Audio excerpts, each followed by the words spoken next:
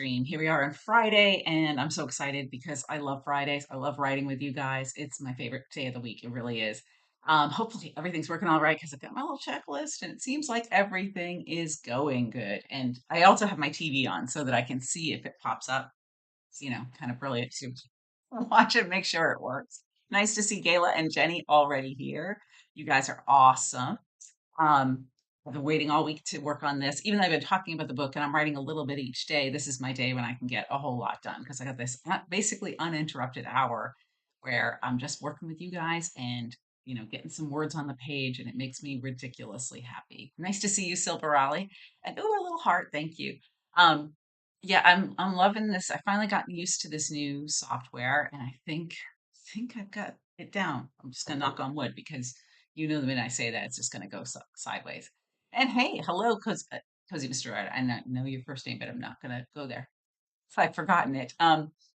Anyway, yes, Iona, Florida. And hey, Half a Mo, good to see you here today. Yes, it is finally warm in Florida. Thank God. It's like 73, 74 today where I live. So that was really good. It was a long winter for me, people. I know a lot of you are a lot colder than I am. But I still have, I think, 4 blankets on my bed at night because I'm still freezing. I'm such a big beat, really. Nice to see you, Dexter, and looking energetic. I don't feel energetic. It has been an exceptionally busy week. With my company, we're co-sponsoring this conference that's going to be in April. And so we've been like out at networking events. My co-founder and I have been at a lot of networking events, and I went to 6 last week and 5 so far this week. Been a lot. -3 in Edinburgh. Oh my gosh. My daughter said it was 0 in Indiana just recently, and I'm like, I couldn't do it. I could not do it. I would never leave the house. And I have like a little heater under my desk. I have one of those heated foot pad things. I have a electric blanket. Like I'm a complete baby with the cold.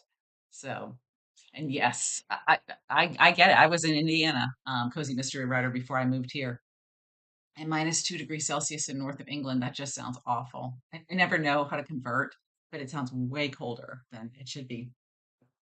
It just sounds no fun, overall, I gotta say. I've been following this lady on TikTok that lives on the Isle of Rum in Scotland. And I think I might have mentioned this last week. It's one of the dark sky islands, I think, where you can see the entire night sky.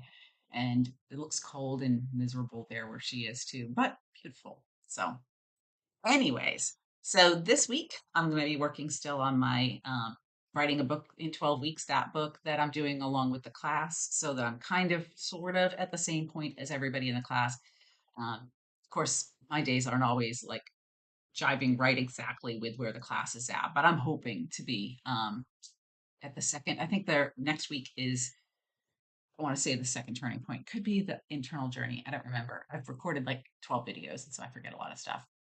And yeah, I bet the Isle of Rum was really gorgeous in the summer. It looks really cool there. There's only like 40 people that live on it. It's kind of a cool channel to follow. Um, so I'm working on that today. I'm going to get through the end of chapter 3 and start chapter 4. And I'm pretty excited about it because I've been itching to get to this. And my week has been so busy, like I said, that I have not had much time to work on it, just a little bit. So yay, yay for that. I also wanted to tell you guys that we're going to be running a promotion on the romance writing course and the 2 course bundle. So not the individual buying the writers boot camp, but the 2 course bundle and bumble the 2 course bundle and the romance course for Valentine's Day. And if you use code Valentine, it's 30% off. 30% off either the 2 course bundle or just the romance course. So if you guys have been waiting and you're thinking maybe I should sign up for that course, now's the time to do it. You can get both of them for 30% off. I think both of them are 99, and I think the romance course is 54.99, and then 30% off only until Valentine's Day. And that's the code that you put in there, because what better month to start writing a romance novel than February, right? When love is in the air, supposedly, and also cold snow and nor'easters and all that kind of stuff. So let me know if you guys have any questions on that. That code is live now, but we haven't started promoting it yet, I don't think. I don't think my assistant has put it out in the wild yet, so you guys will be the first to know. Okay, let's start with our first prompt in our first 15-minute writing sprint. And I'm going to put the timer on, and hopefully it should just start, I think, when I cut over. Yeah, I say I know how to use this software. I don't know that I really do. But all right, let's do 15 minutes of writing, and I will see you guys back here. I've got a little prompt here about writing something from the perspective of an animal or an inanimate object. That's an idea I got from somebody that is on the Writing Compelling Fiction Academy who was talking about struggling with their what if. And I thought that's a really cool thing to kind of think about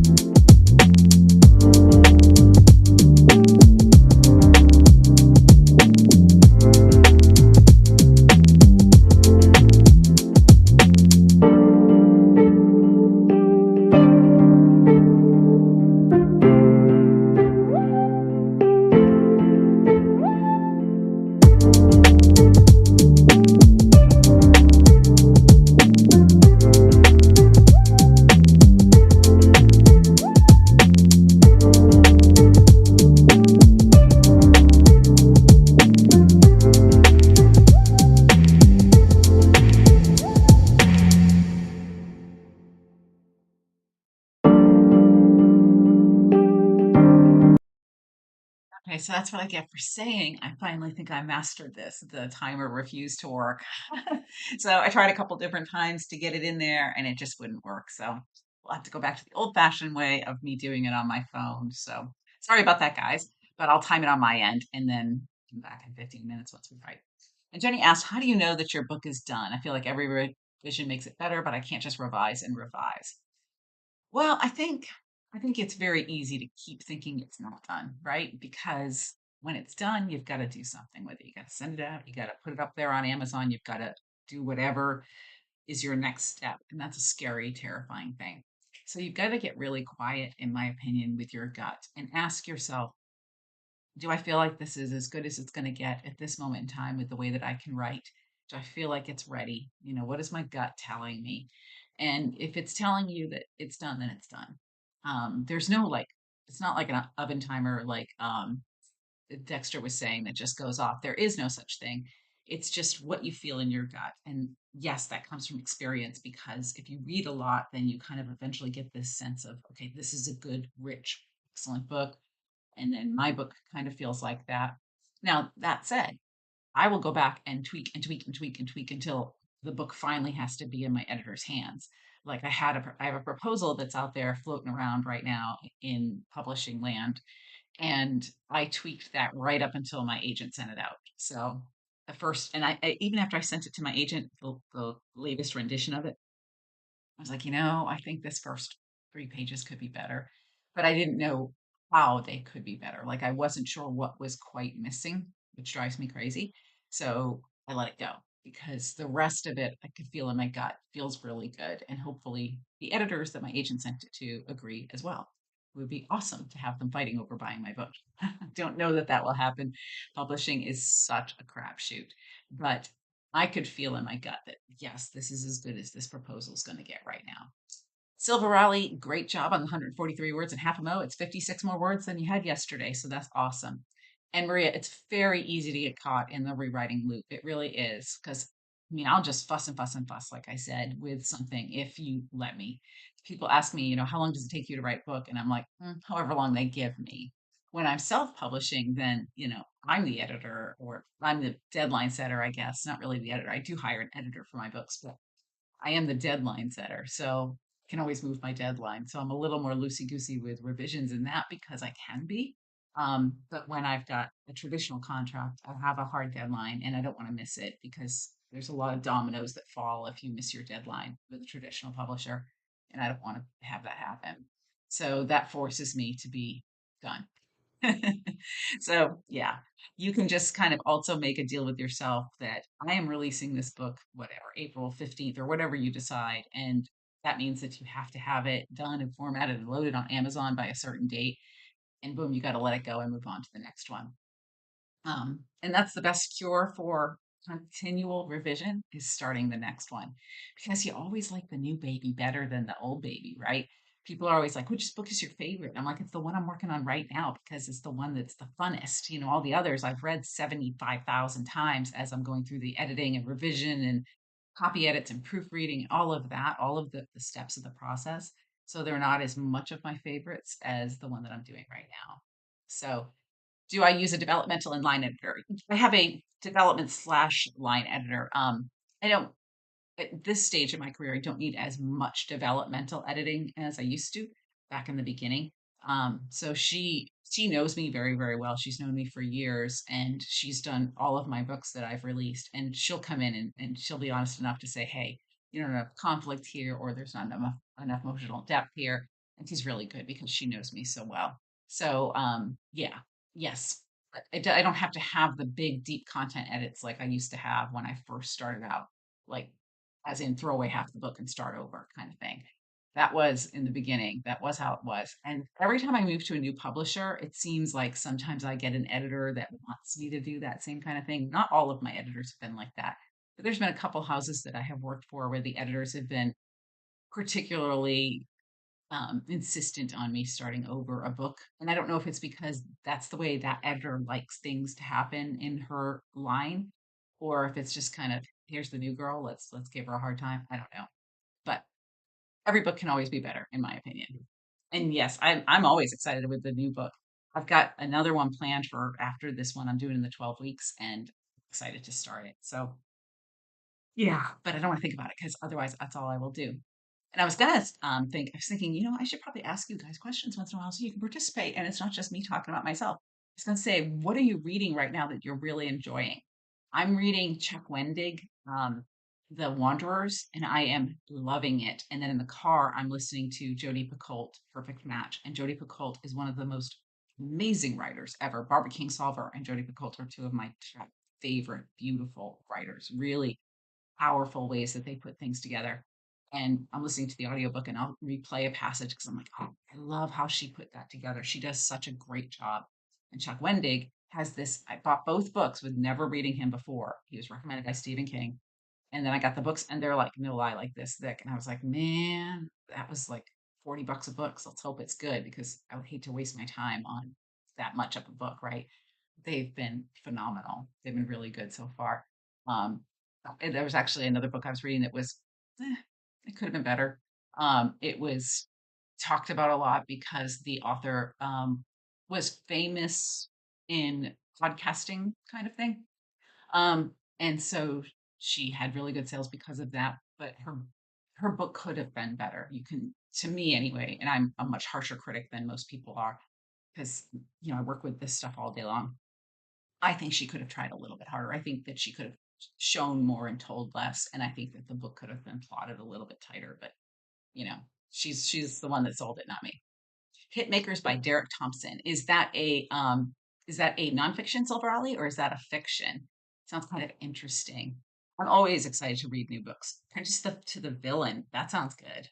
That sounds really good. Is that a romance or is it something else, Maria?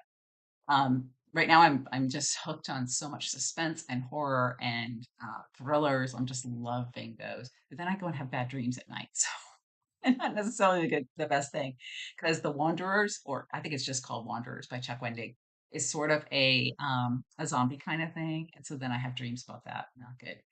And nonfiction, Silver Alley, awesome. Read, I read some nonfiction. I work with nonfiction all day long, and I generally don't read the genre that I'm working on when I'm working on it. And because I'm constantly writing how-tos and self-helps and memoirs and stuff for my ghostwriting clients, I don't read a ton of nonfiction, although I'll do it sometimes on an audiobook because it's a different experience for me.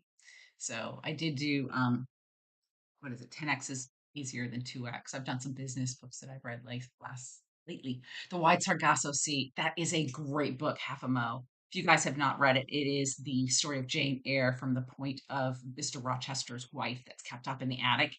It's so good. It's really, really good. And yes, it has some really great twists. I loved that book. I really loved that book. I'm looking forward to reading James. I haven't bought it yet because I have about like 15 books I just bought, so I can't buy it. My husband will have a heart attack. Yeah, I'm looking forward to reading that because that's Huck Finn from the perspective of Jim. And The Family Upstairs by Lisa Jewell and The Guest List by Lucy Foley. I love both of those authors a lot. I ordered another Lucy Foley. Did the wedding. I did the guest list. I did the apartment, and she's got another one that I ordered, so it's sitting in a pile somewhere. Firefly, not quite your genre, but dialogue superb. Nine main characters, chemistry, and interactions are outstanding. Yeah, I think when you can watch something that has really, really good dialogue or writing, then it can make you really excited about working on your own stuff. We've been watching The Pit and Bookie and Severance on TV. Like every Thursday is our day to get on the TV because the new episodes drop. And there's been some really tight writing in those. We also started watching Landman, which I'm surprised my husband would watch because he didn't like Yellowstone, and Taylor Sheridan did Landman. But a lot of the stuff that we've been watching has had really good writing, and that makes it better to watch. And Apprentice to the Villain is kind of a fantasy, a frog with a crown holding up a sign. It was awesome. That sounds really good. How to turn our view of characters we thought we knew. Um, oh yes, yes, the half a mo with that's what made Wicked so popular, right? Was the whole different perspective on how the Wicked Witch of the West ended up the way she is. And Linda Goodnight, she is one of the nicest authors I've ever met. I've known her the entire time I've been in publishing. She'd already been published a little bit by the time I met her when I first joined HarperCollins, one of the nicest human beings you could ever meet. Happy Valley for some of the best dialogue in the original, and just got back from a discount store where books were $3 each and spent $50. I love that. I do a lot on. I have this whole wish list on Amazon, and then I also did a huge order from a independent bookstore that was in New York City that was closing because of gentrification. So they had it was a black owned store in New York City in Flatbush, I think, and it was next door to a pizza place that was going out of business, and they were all being closed because the landlord had sold the whole block to a developer for like condos and stuff. And so I bought a ton of their inventory, which is a big reason why my husband would have a heart attack if I bought some of the books. So bought a whole bunch of them though. So that's awesome. And writing compelling fiction for the 20th time. I love that. I've got to writing compelling romances. That is on my list of things to do late spring after this conference is over. All right. Enough talking. Let's do another 15 minutes. Like no timer, so I'm just going to have to use my phone and do it that way. Sorry guys, because I can't figure that out today. And we will come back. And nice to see you here, John. Right, reading Onyx Storm by Rebecca Yarros. I don't think I've read her before, but I've heard good things about her. And we'll come back. And then let me know if you do the prompt. And we'll be back in 15 minutes.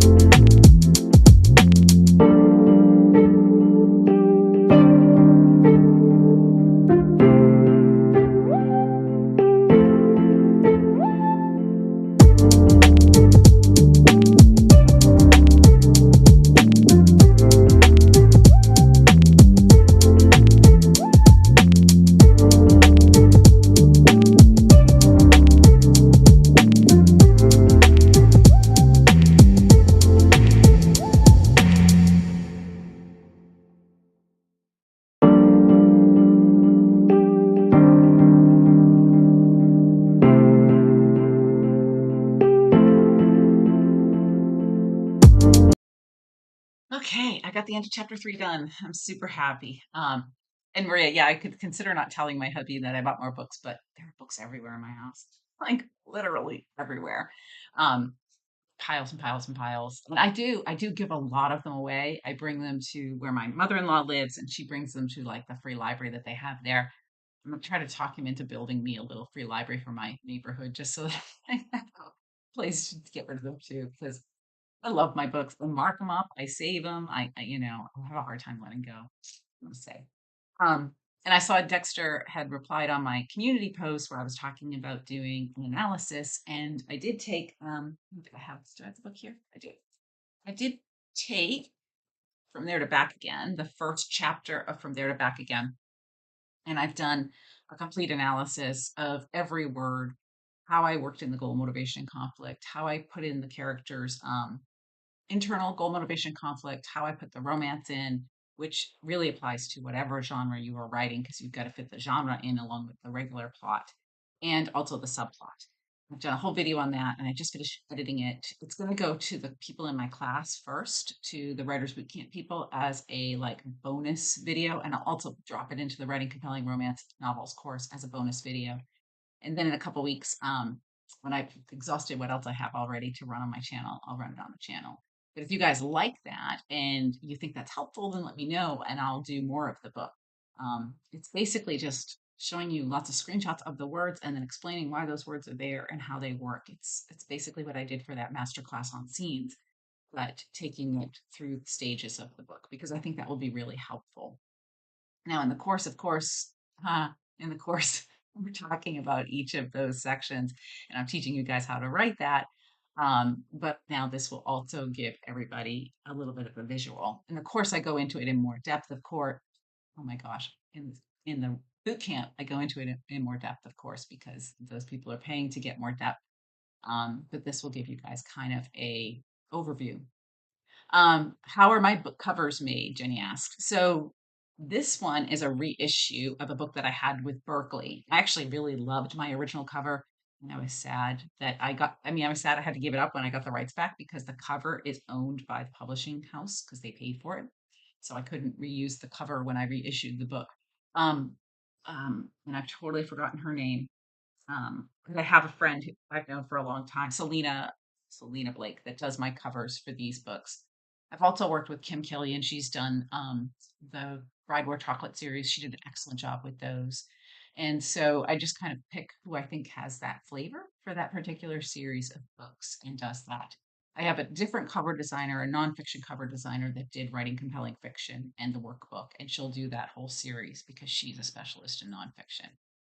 I really like to work with people that make the books look like you could buy them from Berkeley or Random House. I don't want it to look like it was self-published. I want it to look just like any other book on the shelf. And so it pays to hire somebody that has some experience in that realm. And the book that I'm working on for the boot camp, I think I'm going to get my cover done probably in like 2 months, so that I have something to start talking about with it. Because I'm pretty sure I think I know how the book's going to turn out for plot, and I have an idea of what I want for the cover. So I'm kind of excited about that. I got to wait a little bit. I want to get further into the book. The thing I've found about books is that you can get like 3 chapters in and then things start shifting direction. And so I want to make sure that I know exactly what direction I'm going before I get my cover out there. So soonish.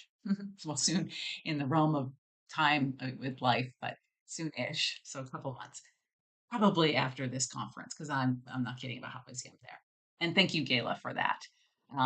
There's so much that goes into a book that people don't really think about, because there's so many things that you've got to choose for that. And like even with these covers, like I want to make sure that they capture this small town contemporary feel. That they look sort of like single title, possibly women's fiction, because they've got a pretty strong secondary character subplot in there, um, and that they get that beach vibe across and all of that. So there's a lot of things that go into the cover.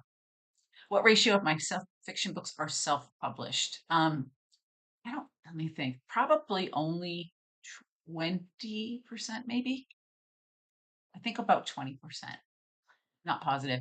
I don't really think about it that much. And do I have a preference? Well, I am a control freak, so I do like having complete control over my self published books. But I also really like having publisher support for my traditionally published books.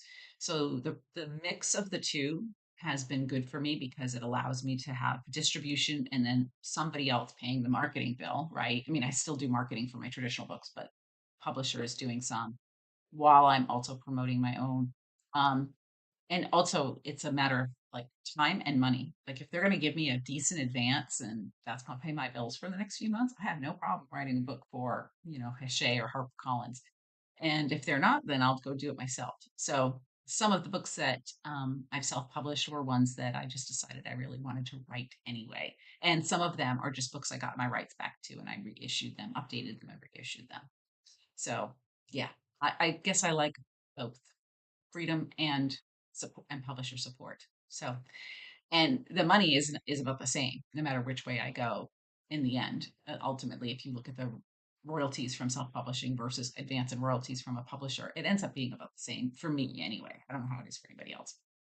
All right, let's do one more real quick one because it's 4:52. So let's go for 7 minutes. Let's see what we can do in 7 minutes. Let me know if you guys do the prompt and what you can do in 7 minutes.